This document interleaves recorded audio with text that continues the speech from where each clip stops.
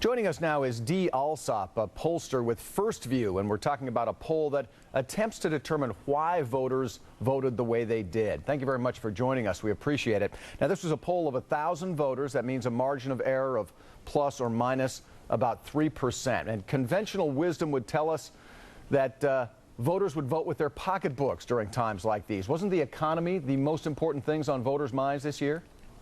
Yes, in fact, we found that that was a single issue that was at the top of people's mind, but often there's something going on below the surface with voters. Now, you give people the opportunity to define their motivation in a poll, and one of the choices is, I wanted to make things better for future generations. Everybody wants to be a great philanthropist. Aren't a lot of people just going to check that off so they can feel good about themselves?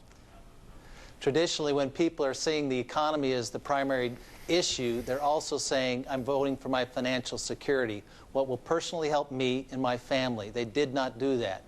In fact, by a big margin, they were picking, I'm doing something that, even though it may not be worth protecting myself, I believe will help make this country a better place. And you believe 100% that those are actual, honest-to-goodness votes for that? Or is it people just saying, I have an opportunity to check off a really good-feeling box in this poll? No, we've tracked these types of things in the past, and typically people will vote their pocketbook when they're being squeezed economically. And in this case, there were people who did not do that. And typically they'll tell us what is going on, and we've seen that a number of times, and that's why this stands out as something different that was going on Tuesday. Very interesting numbers in here that show that people, the majority of people, believe that their taxes are going to go up and that government spending is going to go up. How do you square that with the way the election came down? Particularly Obama voters recognize that it's not my taxes going up, it's the rich people's taxes that are going up.